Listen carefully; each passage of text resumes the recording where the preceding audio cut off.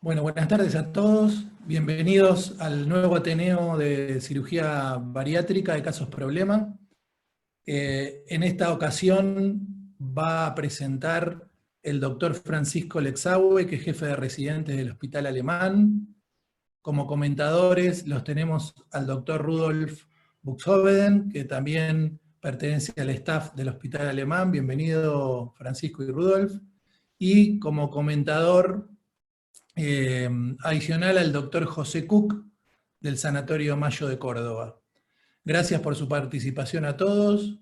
Comenzamos entonces, Francisco, con el caso. En este caso se trata de un abdomen agudo en el contexto de un posoperatorio alejado de bypass gástrico.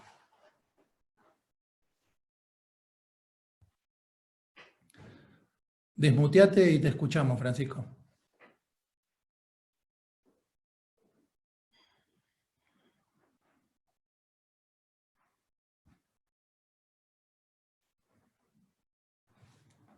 ¿Me escuchan ahí? Te escuchamos. Sí. Adelante. Bien. Bueno, presentamos el caso de una paciente de sexo femenino de 39 años de edad que tiene como único antecedente una cirugía bariátrica, un bypass gástrico laparoscópico en el año 2015. En ese momento la paciente se opera con 103 kilogramos y un índice de masa corporal de 44. Ella consulta en otra institución en la cual no había cirugía bariátrica, con un cuadro de dolor abdominal epigástrico con irradiación a hipocondrio derecho, de intensidad creciente, de 24 horas de evolución aproximadamente, asociado a vómitos. En ese contexto, en esa institución le solicitan un laboratorio en el cual se observa una leucocitosis y alteración de las enzimas pancreáticas, amilasa y lipasa elevadas. Con estos hallazgos, ¿cuál es la sospecha de diagnóstico presuntivo? Bueno, acá vamos a hacer una pregunta interactiva como para probar al auditorio. Ante un cuadro entonces de una paciente con un bypass gástrico como antecedente, realizado unos años atrás, que ya había presentado un descenso de peso significativo, con un cuadro de abdomen agudo, con hiperamilasemia, leucocitosis y dolor asociado a vómitos. ¿En qué pensarían? Vamos a esperar la contestación de la pregunta interactiva entre los participantes y posteriormente vamos a hacer los comentarios. Bien, bueno, sorpresivamente, bueno, la mayoría de los participantes piensa que el paciente tiene una pancreatitis aguda. El 65% piensa esto, un 9% un cólico biliar y solamente un 26% una hernia interna. Este es un punto crucial dentro del Ateneo porque ahora José nos va a explicar qué pasa, José, ante un paciente que vos operaste de un bypass gástrico y al tiempo te llega con dolor abdominal asociado a vómitos. ¿Qué es lo primero que un cirujano bariátrico tiene que pensar y cuán rápido tiene que decidir acerca de esto? Bueno, muchas gracias Ariel por la invitación. Un caso muy interesante. Primer dato a destacar es que es visto en nuestro hospital y es derivado después al Hospital Alemán. Y yo creo que un paciente que llega con esa clínica que manifestó Francisco y con, bueno, la amilasa elevada puede sospechar varias cosas, pero teniendo el antecedente de un bypass gástrico, yo me inclinaría más a pensar en que puede haber una oclusión y a causa de esa oclusión puede dar una pancreatitis aguda, pero secundaria a la oclusión. O sea, pensaría primero en algo oclusivo más que todo. Bueno, y Rudolf, ante este hallazgo y ante esta sospecha, ¿cuál es la urgencia para los cirujanos generales, ¿no? Porque para el auditorio que no sea bariátrico con alto volumen, ¿cuál sería la urgencia en resolver este cuadro? y sospecharlo? A ver, hasta ahora hemos mostrado muy poquito y por lo pronto creo que se impone por lo menos un estudio por imágenes y ante un cuadro abdomen agudo y un paciente con antecedente bypass gástrico, por lo menos deberíamos hacer una imagen y en general nosotros nos inclinamos por una tomografía justamente para descartar esto que dice José, que una de las causas principales en un paciente luego de un bypass gástrico alejado y con muy buen descenso de peso es una hernia interna, y eso muchas veces con la tomografía lo podemos ver claramente. Independientemente del laboratorio, que sí, que parecería tener una pancreatitis, bueno, de paso nos serviría eventualmente para ver algún otro tipo de patología asociada, de cómo está la vía biliar, cómo está la vesícula, si tiene o no cálculos, o sea que creo que se impone hacer una imagen lo antes posible para obviamente poder resolver el cuadro lo antes posible también. Muy bien. Bueno, entonces, Francisco, te derivan esta paciente con diagnóstico presuntivo de pancreatitis. La mayoría de los que están acá viendo el Ateneo piensan en esto también. Llega al centro de ustedes y ¿qué hicieron? Bueno, la paciente derivada a nuestra institución, al examen físico tenía el abdomen levemente distendido, con el dolor epigástrico que irradiaba el hipocondrio derecho, con leve defensa y sin dolor a la descompresión. Tenía ruidos hidrolarios disminuidos y tenía gases y catarsis conservados, o sea, gases y catarsis positivos. La paciente tenía de IMC actual de 29 para, recordemos, un preoperatorio de 44. Así que bueno, con todo este cuadro clínico con el que se presenta la paciente, nosotros también decidimos repetirle el laboratorio, en el cual encontramos exactamente lo mismo, una leucocitosis y alteración de las enzimas pancreáticas. Y como dijo el doctor Buxueden, también solicitamos estudios por imágenes.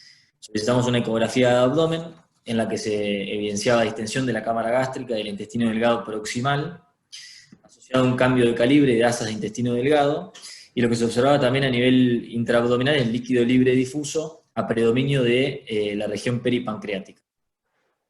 Obviamente, con todos estos hallazgos, solicitamos una tomografía computada, que, bueno, a continuación va a describir el doctor Volpacchio. Bueno, Mariano, contanos un poquito. Hoy nos visita el doctor Mariano Volpacchio, que es jefe de tomografía computada del Instituto Rossi y del Hospital de Clínicas, un gran amigo y una persona que sabe muchísimo de imágenes, así que más allá de contarnos de este caso, después nos va a ilustrar acerca de las distintas alternativas de diagnóstico que nos da la tomografía ante esta etiología. Así que bienvenido, Mariano, gracias por participar del Ateneo y esperamos tus comentarios. Bueno, gracias Ariel, gracias por la invitación. Francisco, ¿me podés dejar compartir? Sí. Así.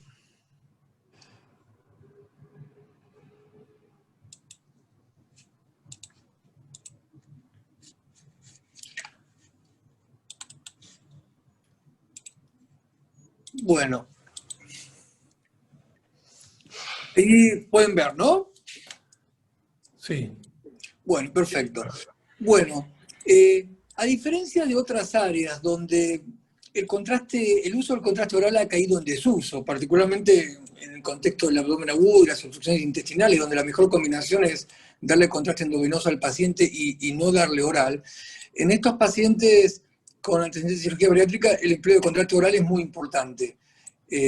Particularmente, bueno, tiene que ver esto con poner evidencia fístulas, pero también sirve para las obstrucciones, ¿no? Bueno, entonces en este caso es muy importante siempre reconocer bien la anatomía, es decir, que el radiólogo que interprete las imágenes esté al tanto del tipo de procedimiento y qué esperar, porque obviamente los reparos anatómicos no son los habituales, ¿no? Entonces acá lo que llama la atención enseguida es una imagen líquida muy importante, que es el estómago excluido, donde vemos que no pasa el contraste oral, que está en el pouch, no pasa a decir que no hay ningún tipo de filtración o comunicación, pero está bien distendido el estómago excluido, ¿no? Entonces uno tiene que seguir, puede reconocer bien las suturas metálicas y reconocer, en este caso, el asa deferentes, bien, en este caso, antecólica, bien por delante, ¿no? Pero lo que llama la atención y domina mucho es esta notable distensión visceral que involucra principalmente, bueno, como comentaba, el estómago, al duodeno, todo el duodeno, hasta el 3, una muy, muy marcada distensión, pero no hay una obstrucción en cuanto a el pasaje por el asa alimentaria, porque acá no la vemos bien distendida, porque el contraste ya ha pasado. Uno podría malinterpretar esto como otra cosa, pero esto es una víscera hueca, precisamente es el asa deferente que no tiene contraste oral, pero podemos ver que el contraste ha progresado distalmente y las asas distales tienen un calibre aceptable, están normales, es decir, el problema está ocurriendo principalmente en esta región anatómica que no se ha beneficiado del ingreso del contraste oral. Y también podemos ver que hay líquido, hay bastante líquido, y es líquido principalmente retroperitoneal, ¿no? Uno lo reconoce porque, a diferencia del líquido ascítico, en una cavidad el líquido son como estrías que van disecando planos grasos, no es que se coleccionan típicamente. Así que el líquido que tiene la paciente fundamentalmente es un líquido de localización retroperitoneal y rodeando el páncreas, el cual no está demasiado aumentado de tamaño, pero tiene una textura que ha hecho que se haga un poco borroneada, por decirlo de alguna manera, el patrón acinar. Pero el tamaño no está aumentado y el refuerzo de la glándula está conservado, ¿no? Perfecto, Mariano. Vamos a comentar después las distintas variantes. Ahora vamos a centralizarnos en este paciente, así que seguimos, Francisco, entonces con tu presentación. Ya vimos en la tomografía estos hallazgos, y ante estos hallazgos imagenológicos y este cuadro clínico, ya en un centro donde contamos con cirujanos bariátricos experimentados, ¿cuál sería el diagnóstico ahora, después de estudiar completamente al paciente? Vamos a esperar que, para no comentar antes de tiempo y que se nos copien de las respuestas, vamos a ver el auditorio que dice, a ver si sigue pensando en una pancreatitis o en otro diagnóstico. Bueno, a ver, ahora aparentemente todos cambiaron de idea, 91% piensa que esto es una oclusión intestinal, es una clara oclusión intestinal post-bypass gástrico, muy pocos piensan que hay una pancreatitis. ¿Vos qué pensás, José? Bueno, yo creo que ellos hicieron muy bien de pedir la ecografía en primer lugar, la tomografía a continuación, y me encantaría trabajar con el doctor Volpatio, porque nos dio una descripción perfecta de esa tomografía y hasta nos localizó dónde podía estar la oclusión. Así que bueno, yo hubiese hecho exactamente... Pero no lo prestamos. No lo prestamos a Volpatio. Es prestamos. Intransferible Volpatio, no lo prestamos. Así que vos considerás que... ¿Cuál sería tu diagnóstico presuntivo acá? Y bueno, acá una vez que recibimos el informe, yo creo que se trata de una oclusión intestinal. Habrá que ver, es lo más probable que puede ser una hernia, pero hay otras causas también que provocan oclusión intestinal. Y la descripción que hizo el doctor Volpatio de la gran dilatación gástrica, duodenal y hasta el TRACE es muy importante. Muy bien. ¿Estábamos de acuerdo, Rudolf? ¿Ustedes pensaron en eso? Sí, por supuesto, pensamos en eso, pero siempre teníamos también un poquito, como puso la mayoría, como puso la gente en la encuesta, había una pequeña sospecha obviamente de que el páncreas estaba inflamado, si bien en la imagen no está francamente dematizado, etc. El laboratorio confirmaba que la paciente tenía una pancreatitis. Veremos cuál es la causa de su pancreatitis, pero la tenía también, y eso nos dejaba con ese líquido libre. Creíamos que, nada, podía ser una paciente que tenía una obstrucción, pero que además tenía una pancreatitis, y nos han enseñado desde temprano que, ojo con los pacientes con una pancreatitis, entrar a operar a un paciente con una pancreatitis, etc. Entonces eso nos tenía un poquito pensativos. Muy bien, vamos a hablar más adelante de por qué fisiopatológicamente pasa esto, para no ir pisando el Ateneo. Seguimos entonces, Francisco. Y acá es importante pararse ante dónde está el problema desde el punto de vista anatómico. Y acá volvemos a requerir la expertise del doctor Volpatio, una vez que esté contestada esta pregunta. Todos estamos de acuerdo en que esto es una oclusión intestinal post-bypass gástrico, con un toque pancreático, pero una oclusión al fin. Y lo que como cirujanos nos gustaría saber para planificar la estrategia y cómo vamos a resolver esto, es cuál de estos sectores está involucrado. Como todos sabemos, anatómicamente, el cambio de anatomía que genera el bypass nos genera una asa biliopancreática, una asa alimentaria y un canal común. Y de esto surge, de los sectores obstruidos, surgen distintos eventos clínicos y distintas imágenes que ahora nos va a explicar el doctor Volpacchio.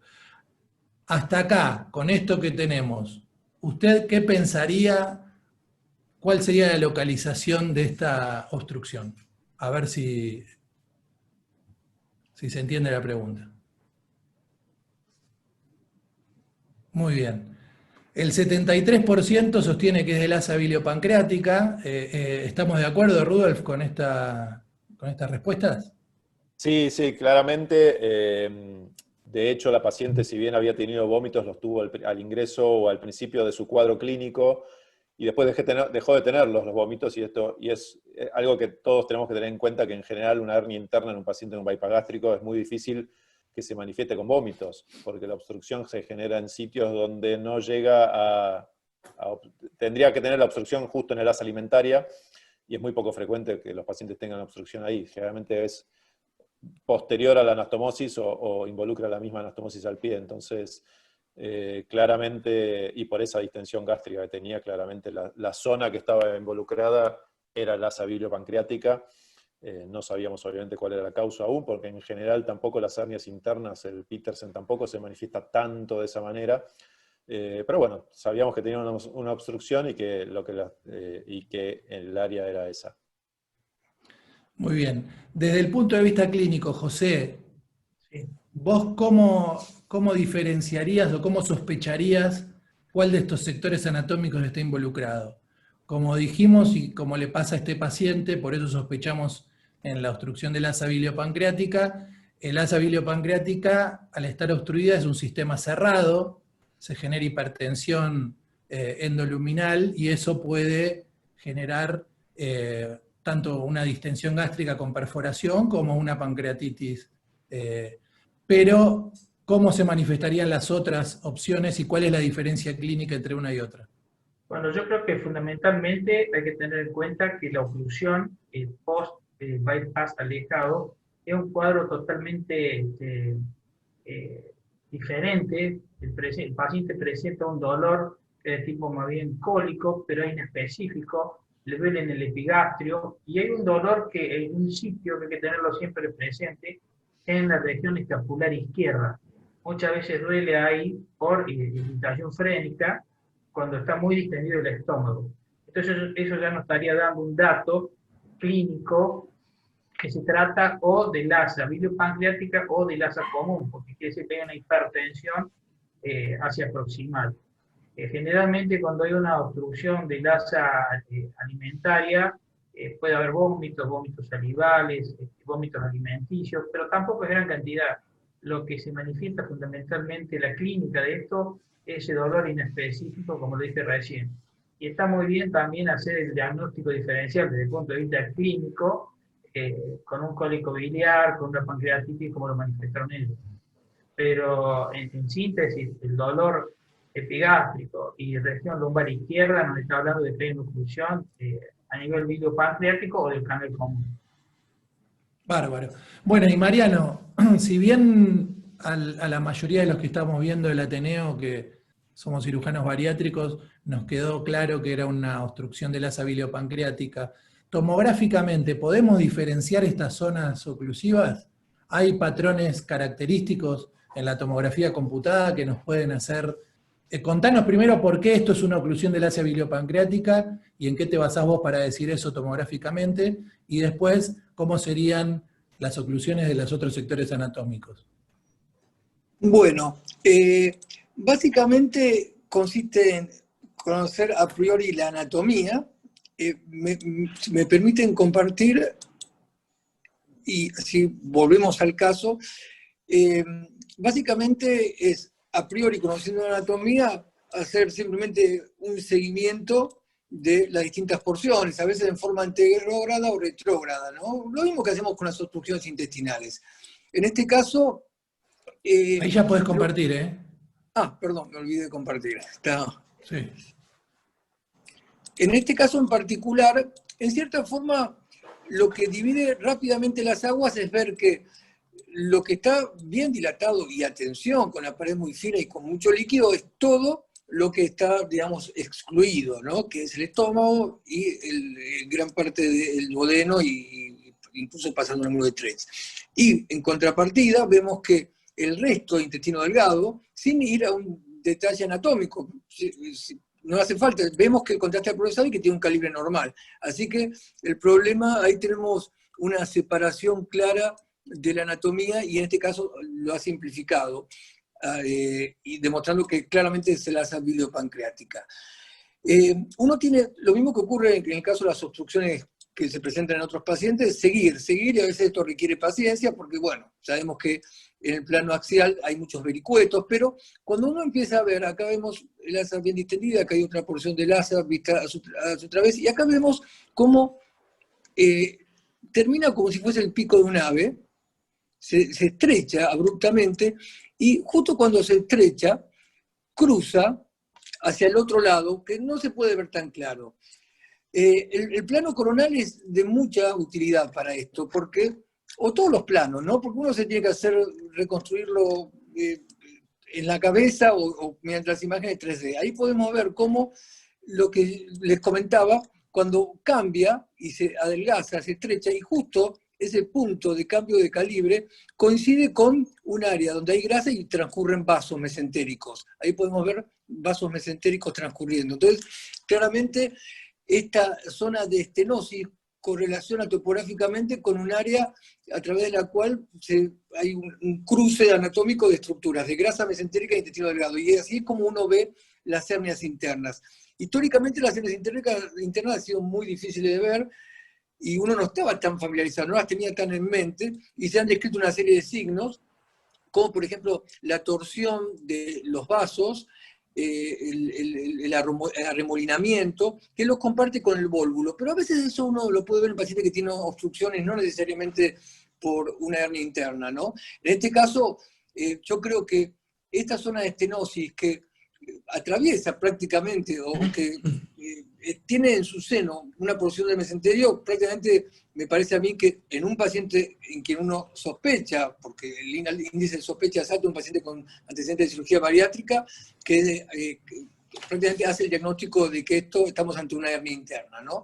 El cambio, de hecho, uno hasta puede ver, aunque le cueste seguir la anatomía, cómo remeda mucho esto la imagen que está pasando por un desfiladero, digamos, ¿no? Ahí cuando se estenosa y cambia el calibre, que es lo que uno, mentalmente, un radiólogo que ve el abdomen cerrado y en blanco y negro, se imagina que se debe ver una hernia interna.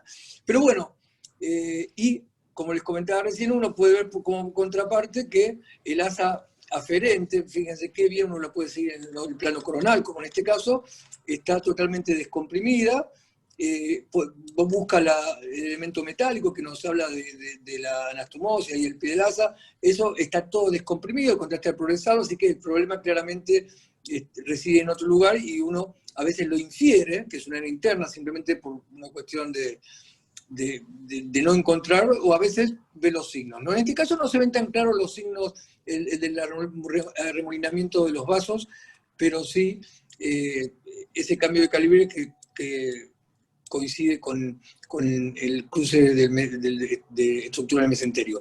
Y el líquido peripancreático retroperitoneal está fuera de contexto, uno pensaría, ¿no? Porque es mucho líquido en un lugar que no esperaría en nuestros pacientes. Hay un poco de ascitis, pero fuera de proporción, un poco de ascitis para lo que tiene retroperitoneal, así que si bien el páncreas no es claramente patológico, y yo este páncreas fuera del líquido creo que lo informaría como normal, quizá un poco edematoso, me parece que el líquido retroperitoneal es delator del páncreas como el responsable, o eventualmente una úlcera duodenal, ¿no? Pero es bilateral, es lo que uno espera en la pancreatitis. Y digamos, esto básicamente requiere, este es otro caso, seguir la anatomía, a veces se facilita. Acá vemos nuevamente el asa alimentaria bien por delante. Cuando uno empieza a ver que en el intestino delgado vemos estas cositas, perdón por el término, ¿no? Pero que parece materia fecal.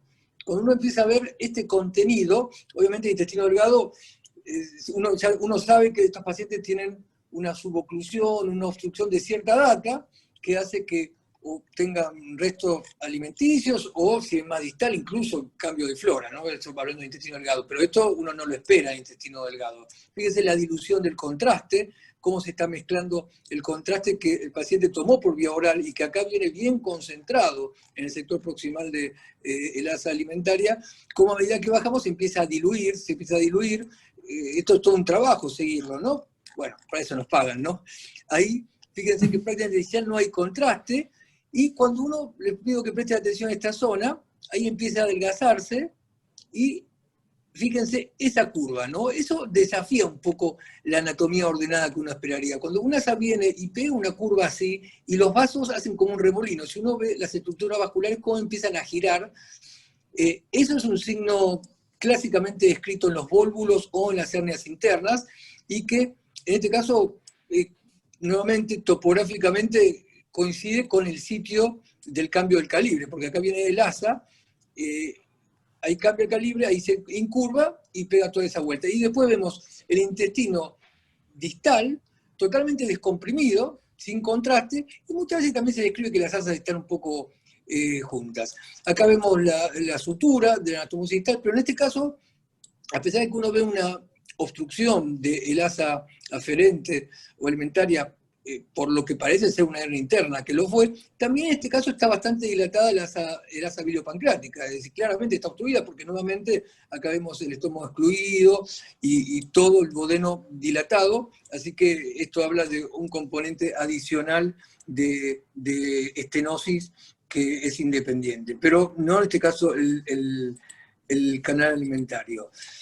Esta sería una obstrucción del canal común, Mariano. Sí, pero el sitio de la posterior a la ley de Roux. Eso sería lo lógico, porque si uno ve que está dilatado tanto el asa biliopancreática como el asa alimentaria, eso habla del canal común. Sí, si uno lo divide así. A pesar de que había alguna cosa que un poco parecía más discrepante en ese caso, pero sí. Acá vemos otro caso, bueno, este es parecido, ¿no? Bueno, como todos estos pacientes, ¿no? Esteatosis severa, una marcada dilatación también nuevamente, el estómago excluido y todo el duodeno, y esto es cuestión de seguirlo, simplemente tener paciencia, usar todos los planos. A veces uno se frustra porque no llega a ver el sitio, nuevamente este contenido que no es líquido, es algo más espeso.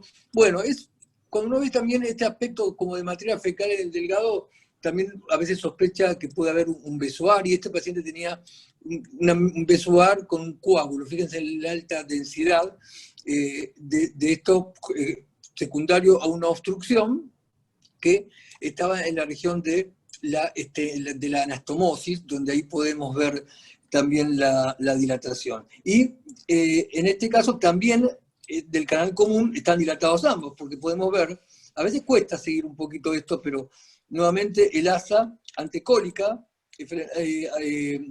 alimentaria dilatada, también el asa biliopancreática, y claramente esto es en el canal común. Uno puede poner un coronal y tratar de, digamos, especular con una distancia, pero bueno, eso ya sería muy audaz, porque tantas vueltas de intestino delgado no nos dan la cabeza a los radiólogos para decir dónde está, pero claramente esta es más distal y del canal común, ¿no? Y finalmente, para no robarles mucho más tiempo, acá tenemos otro caso. A veces uno no ve la causa y bueno, se entera después, ¿no? Otro paciente similar, y vemos nuevamente el asa alimentaria por delante, que tiene contraste, que ha progresado, pero bueno, nuevamente vemos asas de intestino delgado, que algunas han diluido el contraste, se ha mezclado el contraste con el líquido que tiene propio de la obstrucción, otras tienen puramente líquido, y uno puede rastrear el cambio de calibre. En este caso, está levemente dilatado, uno podría decir, el asa alimentaria, pero fundamentalmente hay una dilatación más distal que nos habla del canal común y totalmente descomprimido, obviamente el asa biliopancreática está totalmente descomprimida. Si uno rastrea y sigue en forma retrógrada, puede ver que el cambio de calibre corresponde al lugar donde está la anastomosis, ¿no?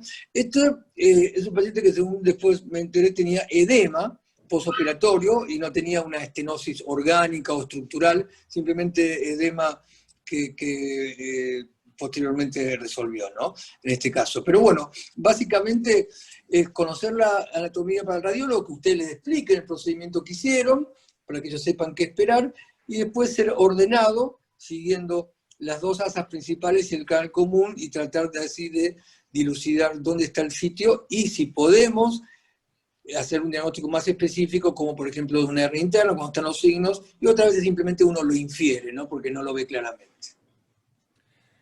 Una pregunta, Mariano, muy clara, los distintos tipos de compromiso de los sectores anatómicos, muy representativo. Dos preguntas te voy a hacer. Una, ¿podés inferir el sufrimiento vascular por una tomografía computada de buena calidad? Sí, históricamente eso ha sido algo muy, muy, muy difícil. Hoy en día, con la velocidad de los equipos que casi nos permite evaluar la perfusión, con un buen bolo de contraste, es un análisis cualitativo que uno hace, ¿no? Porque en realidad no es que evaluamos la perfusión como para correlacionar, pero cuando uno ve que hay una zona de esa pared delgada que deja de reforzar o refuerza menos, hay que tener un alto índice de sospecha, porque salvo que sea una franca isquemia, donde quizá el diagnóstico no es tan difícil, en las etapas iniciales cuando está sufriendo hay que tener un alto índice de sospecha y buscar áreas donde se interrumpa esa línea blanca, porque el hecho de que el paciente tenga agua, ¿no?, por una obstrucción, y darle un buen bolo de contraste es muy bueno, porque uno puede valorar la pared. Si yo tuviese contraste positivo acá, no podría ver qué está pasando. Entonces, explotando ese contraste natural del agua, uno puede ver toda la continuidad. Si en algún sitio ve que la perfusión es menor, lo mismo vemos en las colecistitis, cuando se hacen gangrenosas, que hay zonas de la línea continua que se interrumpen en la celda oscura. Ahí, francamente, ya tenemos una isquemia. Y cuando hay menos perfusión, uno puede hacerlo. Pero en general es un análisis más cualitativo, no es que hay un signo específico, salvo que tenga una isquemia, ¿no? Y como la verdad que eso requiere índice de sospecha para mencionarlo, si no uno se le pasa. Bien, y la segunda pregunta es, los ganchitos de la IDRUX, ¿sí?, la sutura intestinal, el posicionamiento de esa sutura en el lado izquierdo, ¿te sirve como para descartar una hernia interna por el Petersen? ¿Se utiliza eso? Sí, uno lo usa sobre todo como un reparo anatómico. La verdad es que si uno ve que ahí cambia el calibre, asume que puede ser una estenosis de anastomosis, pero es muy difícil verla porque es raro que esté distendida y hace un cambio de calibre justo ahí que haga un diagnóstico formal. Pero sí, es un reparo y sí, y también nos sirve para la escena de Petersen, pero en general lo usamos más como un reparo en general. Bien. Bueno, muy útil, doctor Volpacchio, todo lo que nos ha enseñado. Te agradecemos la participación. Ahora vamos a ver otra tomografía que la vas a comentar, pero esto era básicamente lo que quería que nos ilustres. Así que bueno, queda claro entonces que el sector anatómico involucrado es el asa biliopancreática, que estamos ante una oclusión ahí. ¿Cómo seguimos, Francisco? Bueno, muy bien. ¿Me escuchan todos? Sí. Bueno, entonces, en este momento teníamos dos diagnósticos diferenciales, dos diagnósticos presuntivos en realidad, la pancreatitis aguda y la obstrucción del asa biliopancreática. Y la pregunta que uno se puede hacer es, ¿qué sucedió primero? Esto ya un poco se aclaró a lo largo de la charla.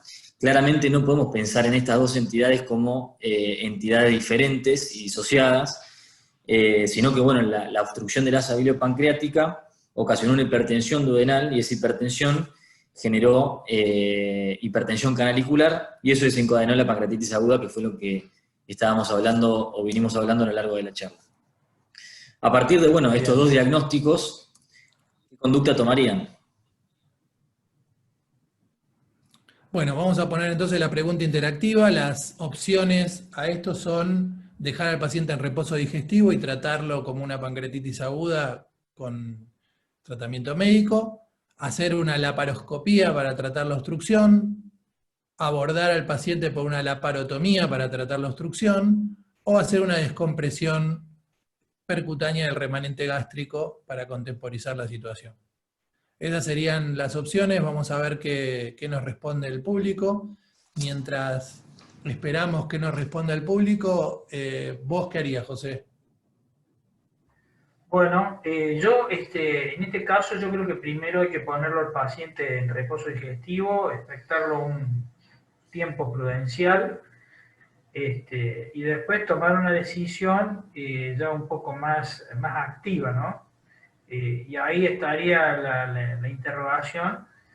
Seguramente yo lo exploraría, no me quiero adelantar la respuesta, ¿no? Pero yo quizás lo exploraría o por laparoscopía o por una laparotomía. Por supuesto que tendría muy en cuenta el tema de la pancreatitis y la amilasa, pero como ya lo describió el doctor Olpatio, no vio un páncreas edematizado, ¿no? Muy bien. A ver qué contestó la gente. Bueno, el 73% optaría por una laparoscopía para solucionar la obstrucción. 14% descomprimiría el remanente gástrico. Solamente un 3% lo operaría por vía abierta y un 11% lo trataría como una pancreatitis solamente con reposo digestivo. ¿Ustedes qué hicieron, Rudolf? ¿Y por qué? Justificanos la conducta, a ver. No sé si quieren que Francisco pase. Bueno, Bueno, que pase Francisco mientras tanto. Dale. Francisco. Bueno, nosotros decidimos hacer una punción guiada por ecografía. En esa punción dejamos un catéter Pigtail de 10 French, punzamos el remanente gástrico y obtuvimos más o menos 1,5 litros de líquido de aspecto gastrobilioso.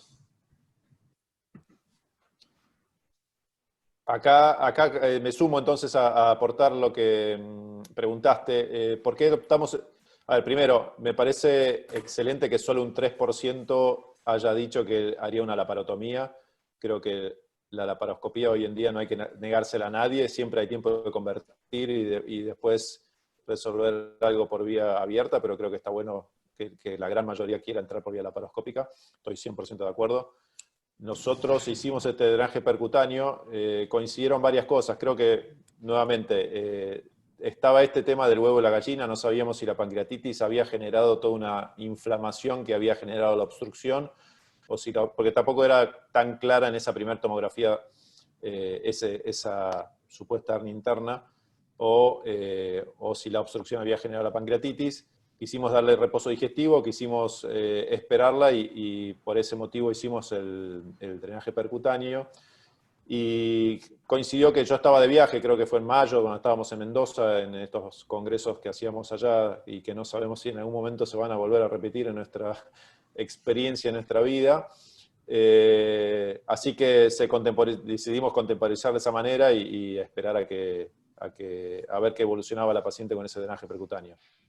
Y después operarla con un cuadro menos inflamado. Bien, acá quiero aclarar un punto para que quede la conducta bien establecida. No nos olvidemos que la oclusión del asa biliopancreática se genera un sistema de secreción a presión porque es un sistema cerrado. Nosotros tenemos un asa que sigue secretando y genera una hipertensión duodenal y una gran cámara gástrica como se observó en las imágenes. Entonces, si esto es una urgencia quirúrgica bariátrica, o sea, toda sospecha de oclusión intestinal y de hernia interna en un paciente bariátrico tiene que quedar claro para el auditorio que es quirúrgico.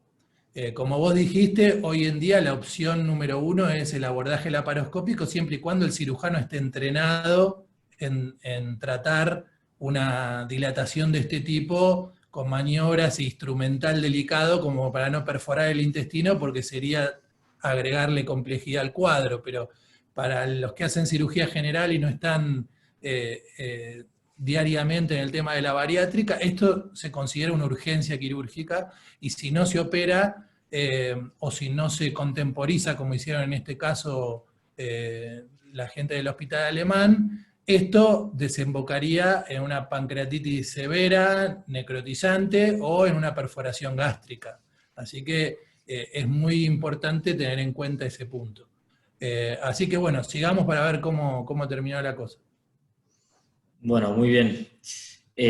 Bueno, la paciente posteriormente evoluciona de manera favorable, inicia la tolerancia a la dieta blanda al cuarto día de la punción, con buena tolerancia a la dieta, pero inicia con registros febriles que persisten por 48 o 72 horas posteriormente. En ese contexto, ¿qué conducta tomaría?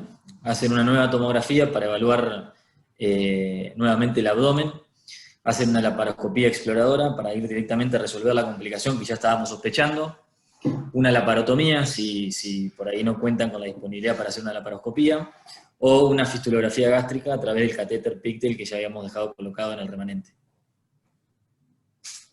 Bueno, vamos a, mientras la gente contesta, ¿qué opinás vos de lo que comenté anteriormente, José? ¿La descompresión es una opción? ¿Operarías directamente?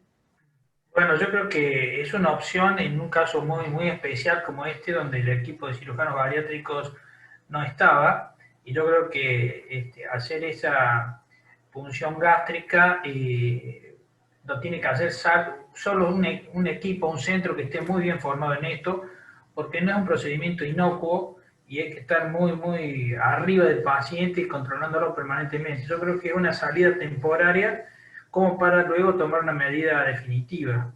Yo creo que, ya que hay mucha gente que no hace cirugía bariátrica, yo creo que, como dijimos recién, lo mejor es derivarlo a un centro especializado, y en el centro especializado, ahí ya lo tomará el cirujano bariátrico. Si cree que hay que esperar, lo tomaría como un recurso extraordinario, nada más.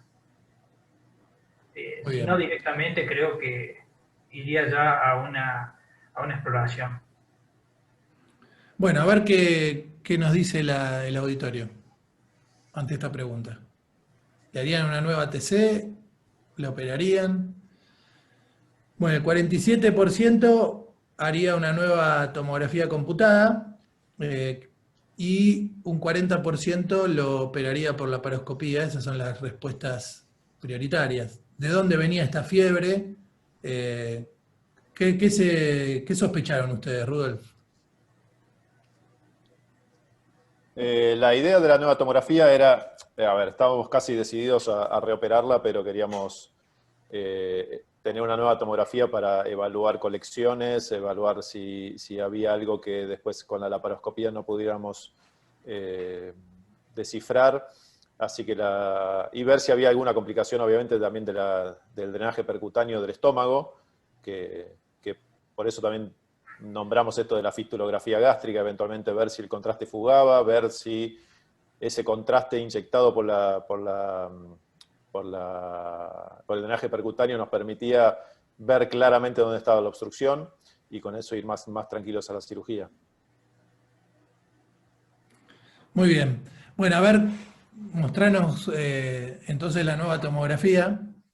Y Mariano, si nos comentás a ver lo que podemos inferir por esta tomografía. Bueno, ahí no te se puedo ve decir que el estómago se descomprimió nada más.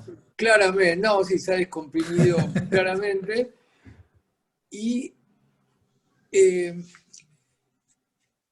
se sigue habiendo un poco de líquido.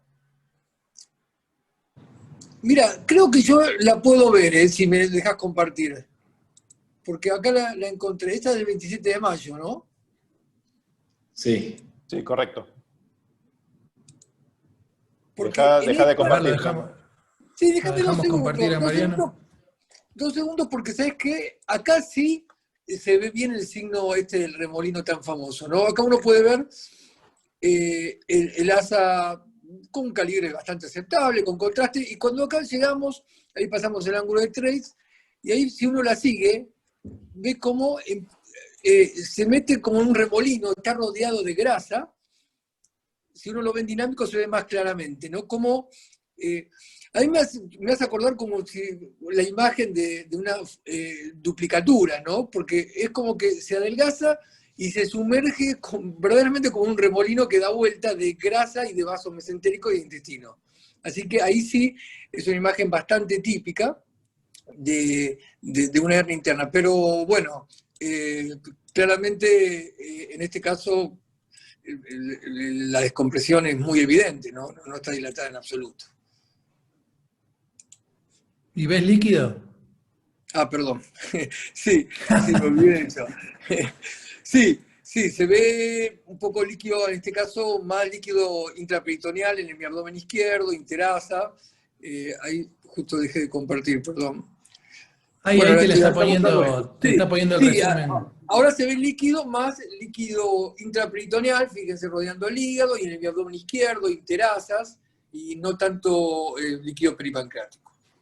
Sí, acá se ve bastante líquido, ¿no? Sobre todo en el peritocólico izquierdo. Bueno, hay que ver de dónde viene la fiebre que empezó a tener el paciente. Bueno, como bien describió el doctor Volpacchio, a partir de esta nueva tomografía en que vemos que se observa una franca disminución de la distensión de la asa biliopancreática y lo que era el remanente gástrico, y también una disminución de la inflamación pancreática, pero mayor líquido libre intraabdominal. Y bueno, acá de manera dinámica podemos ver el resumen del funcionamiento que recién describió el doctor. A partir de estos hallazgos, ¿qué conducta tomaría? ¿Vamos a la laparoscopía finalmente o a un abordaje por vía abierta? Bueno, acá lo que comentamos anteriormente, por las respuestas anteriores infiero que la mayoría va a optar por la laparoscopía, pero bueno, acá hay que aclarar que depende de la experiencia del grupo tratante. Estos casos, como dijo José, se juegan, digamos, el pronóstico y el grado de morbilidad de acuerdo a la experiencia del equipo tratante. Un equipo de cirujanos bariátricos experimentado va a obtener obviamente mejores resultados y va a planificar una estrategia quirúrgica mini-invasiva seguramente, mientras que un cirujano general por ahí no se anima y decide una laparotomía. Así que bueno, veamos qué contesta el público. No les pregunto a ustedes, Rudolf y José, porque ya seguramente me van a decir que es laparoscopía, no sé. ¿Qué decís, José? Sí, yo 95%. Sí, perdón, lo único que podría eventualmente inclinar la balanza a la laparotomía es esa peritonitis difusa, que uno que diga por laparoscopía quizás no pueda hacer todo el lavado profuso que requiere una peritonitis, pero sería lo único que, de vuelta, siempre la laparoscopía de inicio y después siempre se puede convertir. Sí, yo pienso lo mismo, iniciar por la laparoscopía y si ves que está muy, muy complejo, no se puede, se hace una laparotomía. Bueno, ¿y ustedes en qué pensaron y qué hicieron? A ver, Francisco. Bueno, nosotros, siguiendo un poco la línea de lo que venimos hablando, pensamos en la obstrucción del asa biliopancreática y que secundaria a la hipertensión que se generó por esta oclusión, se había generado la pancreatitis, que bueno, con todo este tiempo que había pasado por la punción y demás, la habíamos podido contemporizar y decidimos hacer una laparoscopía exploradora, como bien dijo el doctor Buxueveden. Bueno, al ingreso de la cavidad, lo que pudimos ver es la distensión de las asas de intestino delgado. También lo que veíamos era líquido libre, de aspecto cero bilioso, en todo el abdomen, y el catéter Pigtail, como pueden ver ahí, que también se evidenciaba que estaba descolgado del remanente gástrico, y que, bueno, claramente ese era el sitio por donde filtraba este líquido cero bilioso que estaba en toda la cavidad abdominal.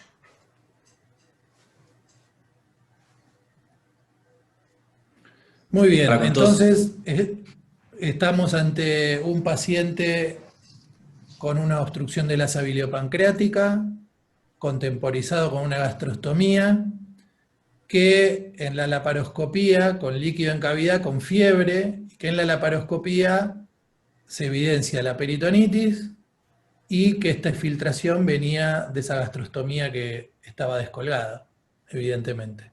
Así que, bueno, ¿cuál sería la conducta de ustedes ante este hallazgo? ¿Solucionarían la obstrucción o lavarían, drenarían y seguirían contemporizando el paciente en vista del hallazgo de la pancreatitis? ¿O lo convierten en una laparotomía? ¿Vos qué opinás, José? Bueno, yo creo que acá yo seguiría un poquito más por la laparoscopía hasta encontrar el sitio, pero sin duda que hay una peritonitis a punto de partida de la oclusión, pero también el pigtail seguramente ha hecho lo suyo porque hay mucho líquido bilioso y eso provoca esa gran peritonitis que tiene. Yo creo que hay que lavar bien y seguir buscando un poquito más por la laparoscopía. Muy bien, a ver qué dice la gente. ¿Tenemos las respuestas? Bueno, el 73% coincide con vos, José. Yo estoy de acuerdo en esa metodología. Solo un 8% lavaría y seguiría. Acá el tema que nos quedaría la obstrucción por resolver. ¿Ustedes qué pensaron ante este hallazgo, Rudolf, que vos estabas en ese lugar? ¿Alguna cosa puntual para describir más allá de lo que dijo Francisco? No, ¿Qué no. pensaste en ese momento? A ver, yo estoy de acuerdo con que hay que tratar de agotar la posibilidad laparoscópica. Acá lo que hicimos fue dividir, obviamente, el video para el caso clínico, pero ante ese hallazgo fuimos a buscar, obviamente, la zona ocluida para definir si se puede resolver o no de esa manera. Así Muy que bien. esa era la idea. Después veríamos si se puede lavar o no toda la cavidad. Veamos la segunda parte entonces. Bueno, muy bien. Nosotros decidimos continuar por vía laparoscópica, comenzando por liberar las diferentes adherencias que había entre el intestino delgado, el epiplón, entre las asas mismas del intestino delgado. Y una vez identificada la asa alimentaria, nos dirigimos hacia la anastomosis del IRU. Algo muy importante es que acá, durante la cirugía, observamos que tanto el asa alimentaria como el canal común presentaban un calibre conservado, lo cual reforzaba nuestra presunción diagnóstica de que la oclusión era del asa biliopancreática. Finalmente, cuando logramos identificar el asa biliar, que era la que estaba distendida, devanando el intestino delgado, identificamos a más o menos unos 15 centímetros del ángulo de Treitz el sitio del conflicto, el sitio donde estaba el problema real.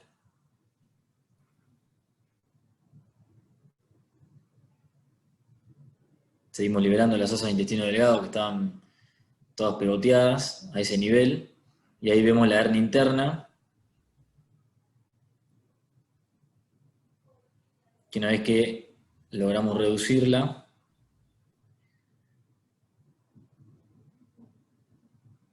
lo que podemos ver es una adherencia firme entero-entérica, que lo que generaba era un kinking del asa biliar. Ahora vamos a ver la adherencia.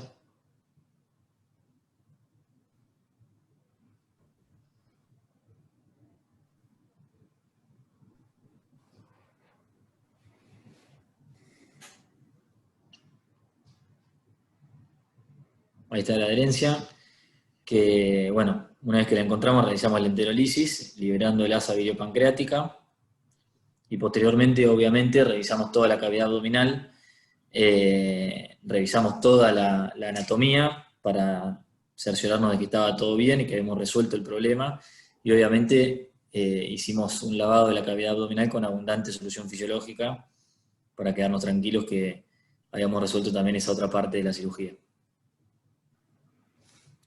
Algo que no queda ahí claro en el video, Rudolf, vos por lo que se ve acá en la imagen, yo lo veo un poco enlentecido, ¿esto lo consideran una hernia interna a través de la brecha mesentérica o una brida simplemente con kinking?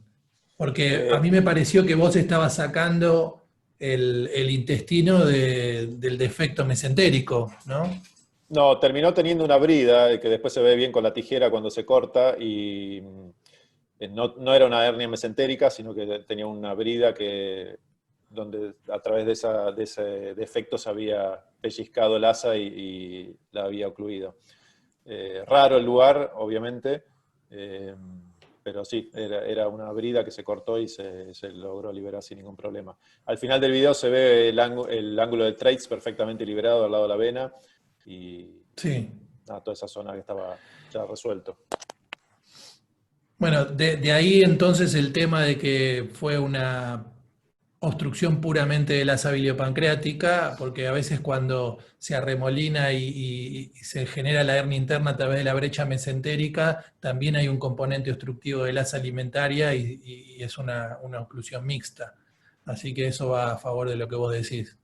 Pero no me quedaba claro en el video si esa extracción era a través de una brecha o solamente era la brida. Así que bueno, bárbaro.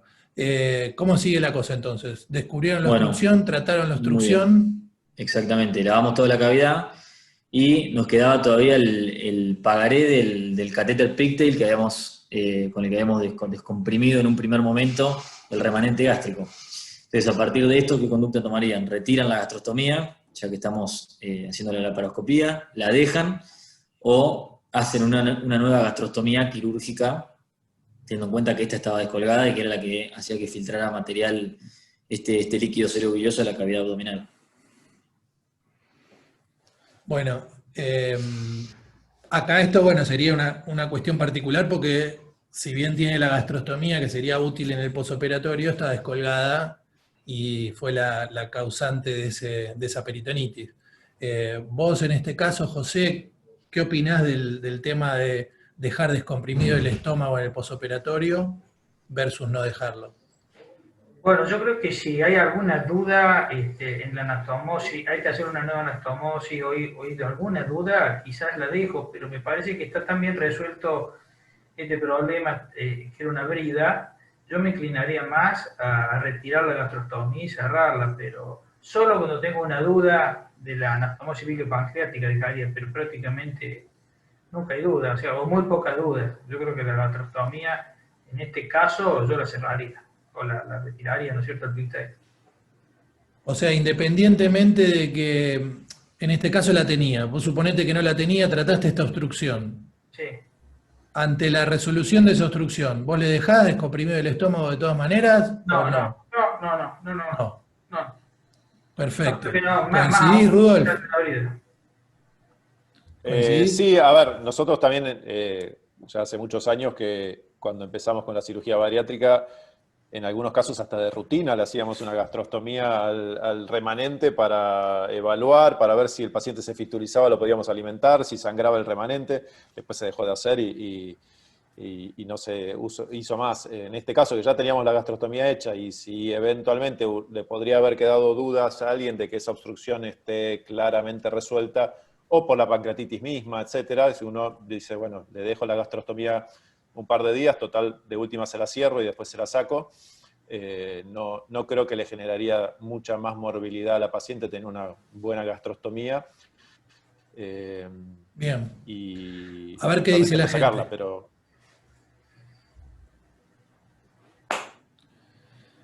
Está repartida la cosa. El 50% prácticamente retiraría la gastrostomía, un 24% la dejaría y un 27% le agregaría una gastrostomía quirúrgica. Bueno, acá yo coincido con ustedes, nosotros si tratamos una obstrucción aguda de este tipo y vemos que la obstrucción está resuelta y nos quedamos conformes de ello, no le hacemos gastrostomía. O sea, si no la tuviera. En este caso, yo creo que la sacaría porque fue la génesis de ese problema y de esa peritonitis. Así que vamos a ver qué hicieron ustedes. Bueno, como mencioné anteriormente, como estaba descolgada y era la responsable de la filtración de este líquido hacia la cavidad abdominal, nosotros decidimos retirar el catéter pigtail del remanente gástrico. Disecamos un poco la grasa que estaba alrededor del sitio de punción para exponernos bien el orificio, y una vez que colocamos el primer punto de reparo con un hilo de sutura Netibond 2 ceros, retiramos la gastrostomía y finalmente cerramos con un punto en X de ese material.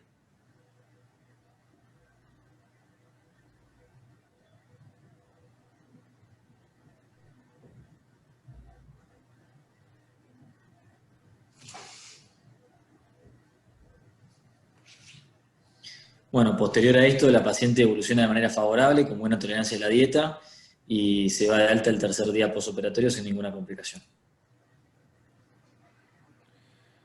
Muy bien. Bueno, un caso muy interesante, muy gráfico, que nos sirve a modo de enseñanza de cómo es el manejo y la premura que uno tiene que tener ante una oclusión intestinal, que es una urgencia en cirugía bariátrica.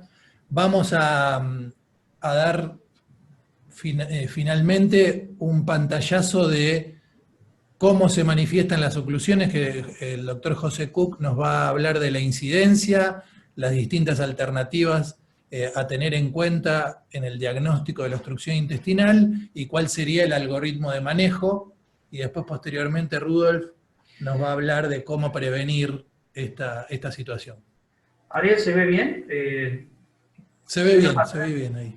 Bueno, acá al hacer un análisis de varios trabajos, coincide mucho con el trabajo presentado por Rudolf y Francisco, la incidencia es hasta un 5% y tiene una mortalidad de un 1 al 2%, o sea que no es poco la mortalidad, o sea que en estos casos hay que actuar bien y rápido. Y bueno, y las causas, las hernias internas son las causas más frecuentes, la brecha mesentérica, el espacio Petersen, la brecha en mesoconos transversos, también cuando se hacían por vía transmesocolónica. Después hay también las nombran a las bridas, como en este caso, las hernias incisionales en los sitios de los trócares, la estenosis anatomótica, Fito de Suárez, un absceso, y después de efectos técnicos, que eso ya es otra cosa que es para discutir por qué se han producido, ¿no? Y la oclusión, como muy bien lo planteó Francisco, puede ser de lasa alimentaria, o de lasa biliar, o de lasa común. La clínica, haciendo un repaso de la clínica, es como dijimos recién, es bien inespecífica, es un dolor abdominal, que es el síntoma cardinal, los vómitos generalmente son escasos, la distensión abdominal es infrecuente, y el tránsito intestinal a veces no se altera, que es lo que le pasó a este paciente, por eso a veces no hay que confundirse. El paciente puede estar ocluido y puede estar probablemente tolerando algún alimento. El diagnóstico diferencial es con el cólico biliar, por eso es que ellos pidieron una ecografía abdominal, la pancreatitis y el cólico renal. O sea, el algoritmo que utilizaron fue perfecto. El diagnóstico... O sea que acá, José, sí. lo que hay que remarcar acá, de acuerdo a lo que decís, y pensando en las primeras diapositivas de este caso, si ese paciente se hubiera quedado ahí y no le hubieran derivado a un centro con un cirujano bariátrico, y hubieran pensado que esto era una pancreatitis aguda, este cuadro hubiera evolucionado, y como vos decís, muchos de estos cuadros terminan en cuadros avanzados, generan daños vasculares, pancreatitis severa, perforaciones intestinales y la muerte.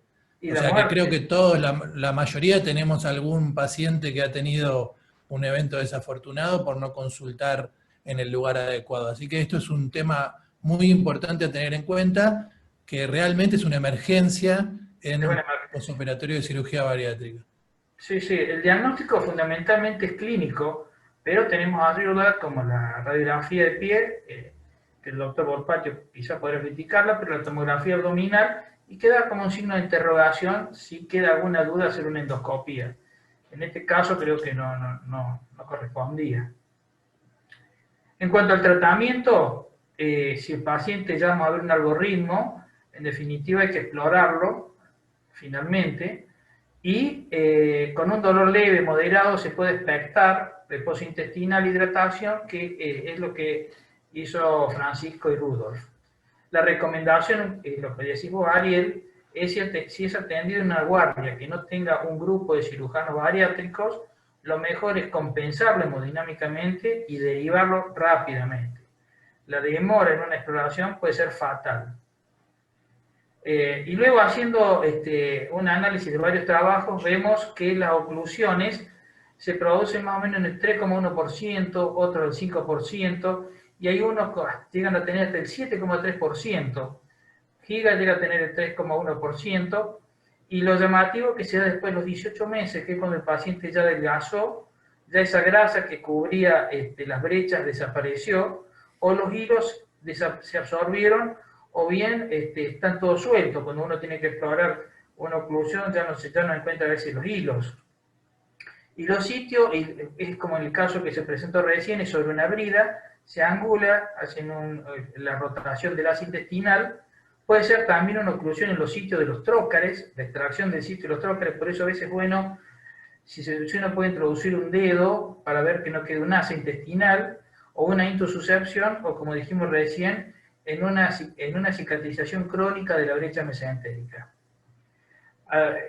Así, viendo otros trabajos, vemos que en algunos, como en este metaanálisis, vemos que es más frecuente las obstrucciones cuando el asa se sube retrocólica, un 2,3%, que cuando se sube antecólica, que el dolor, el síntoma fundamental, puede estar acompañado de náuseas, de vómitos, de disfagia, etc. Pero fíjense que en este metaanálisis un poco coincide con lo que dijimos recién, el 70,5% de los cirujanos utilizó como primer recurso la laparoscopía cuando hubo que explorarlo, y solo un 29,5% una laparotomía. Yo lo que quiero recalcar, Ariel, que hacer una laparotomía tampoco es una cosa tan grave, pero eso va de la mano de la experiencia de grupo, de la experiencia del cirujano y del equipo, la disponibilidad de un equipo que tiene. Acá lo que tenemos que tener en cuenta es que hay que salvarle la vida al paciente. Si uno no cuenta con una laparoscopía en la emergencia o en la urgencia, la laparotomía, bienvenida sea también. Y bueno, y a modo de algoritmo, podríamos decir que la clínica de la obstrucción es soberana, la tomografía y la radiografía van a ayudar, y acá ocurren dos posibilidades. Que el paciente tenga una peritonitis, entonces hay que explorarlo, es mandatario explorarlo. Si hay dudas, también lo exploraría. Si no tiene peritonitis, puede ocurrir dos cosas. Que el paciente lo podamos expectar, y si son reiterados los episodios de dolor, porque lo mandamos a la casa este paciente, con estos antecedentes de dolor que tiene cada 2 o 3 meses, finalmente lo podemos explorar, y eso yo creo que es un tema que se puede discutir. La exploración en pacientes que tienen estos episodios de cólicos u oclusión intermitente. Y si el paciente estaba internado y lo estamos expectando, pero continúa horas después con el dolor, hay que explorarlo sí o sí. Y cuando hablamos de exploración, acá nos surgen las dos dudas, por laparoscopía o por laparotomía. Como dije recién, yo creo que podemos empezar todos por laparoscopía, si el paciente se presenta con una brida, con algo que se pueda solucionar, inclusive hasta una estenosis, con una nueva resección y anastomosis, se puede hacer, un equipo que tenga experiencia, y si no, bueno, la laparotomía también hay que hacerla, porque acá lo que prima es la vida del paciente. Bueno, muy bien, José. Una consideración, porque acá también a la mayoría de nosotros, los que hacemos bastante bypass, nos ha pasado de pacientes que vienen con esos dolores esporádicos, que dicen que se distienden, que uno sospecha suboclusiones reiteradas. ¿Qué haces con ese paciente? Porque esto es un cuadro agudo que queda claro, tiene imagen, etcétera, etcétera. En general, esto que te comento yo son casos donde uno a veces le hace una imagen y cuando está sintomático no tiene ninguna evidencia. ¿Qué haces con esos pacientes? ¿Los explorás? ¿Esperás? Exacto, Ari, yo creo que la pregunta es buenísima porque son pacientes que se presentan a la consulta. Tratamos de descartar todos los diagnósticos diferenciales, ecografía, a ver si no es algo biliar, si no es gastritis, a veces si no es una úlcera de la neoboca. Y bueno, cuando hemos descartado todas las posibilidades de dolor, hemos reexplorado a algún paciente, pero nos cuesta mucho, porque como no tenemos la evidencia de dónde está la oclusión y si verdaderamente es una oclusión, pero tenían hernias internas, que son esas hernias, como decís vos, que pasan de un lado y luego vuelven al otro, por la brecha, por el Petersen, y bueno, en algún momento se van a ocluir, probablemente, y con esto el signo de alarma es cuando se reitera en el tiempo. Cuando pasan 2, 3, 4 veces, yo creo que hay que pensarlo y probablemente explorarlo. Yo creo que hacer una Coincido con, laparoscopía además no viene mal. coincido con eso porque no hay que esperar también a la oclusión Claro, definitiva. Aquellos pacientes que se tratan como un dolor crónico abdominal en cirugía digestiva convencional, más con el antecedente de tener una modificación anatómica del intestino delgado. ¿Vos qué opinas de esto, Rudolf? ¿Tuviste casos así? ¿Sos de explorar a los pacientes que vienen con dolores así itinerantes? Sí,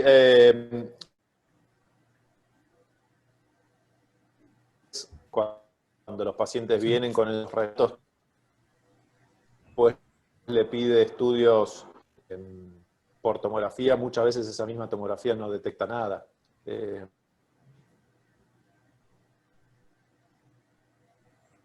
Tenés mala señal, me parece, Rudolf.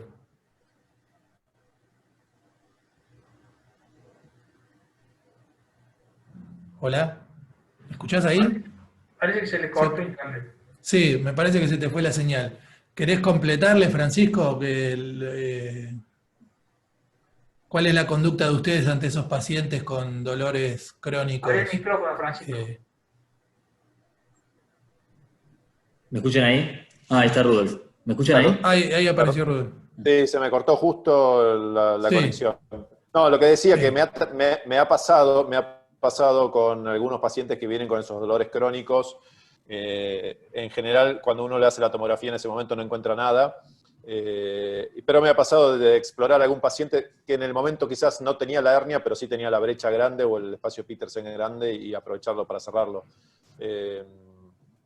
Ante la duda creo que está bueno hacer una laparoscopía y mirar eso sin ninguna duda, porque es preferible evitar alguna complicación a futuro. Perfecto, creo que estamos todos de acuerdo con eso. Bueno, y por último, Rudolf, ¿cómo haces para prevenir? ¿Qué dice la bibliografía al respecto? ¿Cómo prevenimos las oclusiones? ¿Qué dice la evidencia actual? Bueno, ¿pueden ver esto? Sí, Sí, Bueno, creo que las dos grandes discusiones y que creo que ya están bastante definidas, es si se debe o no cerrar todos los espacios o si el asa debe subirse por vía antecólica o retrocólica. Esas serían las grandes dudas para prevenir esto. Ya la evidencia se inclina a favor de que las asas deben subir todas antecólicas, uno porque evita el espacio mesocolónico y evita un sitio más de obstrucción. Pero hay menor incidencia de hernias internas subiendo el asa por vía antecólica. Hay evidencia a favor del cierre de todos los espacios versus no cerrarlos. La verdad que es muy difícil también este tipo de evidencia porque nos ha pasado muchas veces que pacientes operados por nosotros se terminan operando en otro lugar por la obstrucción, o nosotros hemos operado pacientes operados en otros lugares. Así que la verdad que la incidencia real de las obstrucciones por hernias internas es difícil de saberla, pero aparentemente habría evidencia a favor de cierre de todos los espacios. Los que no cierran todos los espacios tienen algunos argumentos a favor de no cerrarlos. Uno, que a veces los pacientes son muy obesos y es difícil realmente cerrar todo el espacio de Petersen, sobre todo. Los tejidos quedan a tensión, a veces se pincha algún vasito mesentérico y sangra, y un hematoma. Y si uno no cierra bien ese defecto, pueden quedar defectos mucho más chicos, que cuando se mete un asa adentro se estrangula peor que si el defecto es grande. Así que esos serían los argumentos por los cuales algunos prefieren no cerrarlos. Y algunos tips que refieren que ayudarían a evitar esas obstrucciones. Uno es que cuando uno asciende el asa alimentaria debería ascenderse en forma antihoraria y debería quedar orientada hacia la izquierda, o sea, la sutura mecánica, esa es el asa biliar, y esta es el asa alimentaria. La sutura mecánica tendría que apuntar hacia la izquierda. No me pregunten por qué, pero eso sería una de las causas por las cuales uno evitaría más el tipo de hernia. Lo otro es evitar abrir grande el mesenterio cuando uno va a seccionar el intestino delgado, hacerlo más chiquita posible ese espacio para que realmente quede pequeño. Y lo otro que muchas veces puede ayudar, y que nosotros muchas veces lo hacemos, es abrir el epiplón para que el asa llegue con menos tensión. Y cuando uno abre el epiplón, como un libro, ese epiplón abierto después se pegaría alrededor del asa alimentaria que sube, y haría como un bloqueo de ambos lados para evitar la hernia de Petersen sobre todo.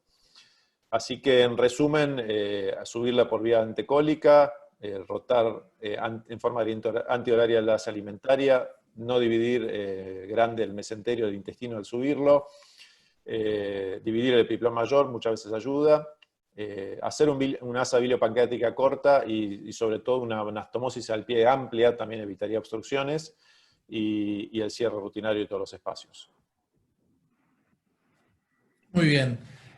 ¿Vos cerrás todos los espacios, José? No. No, la evidencia es clarísima, pero no cerramos todo.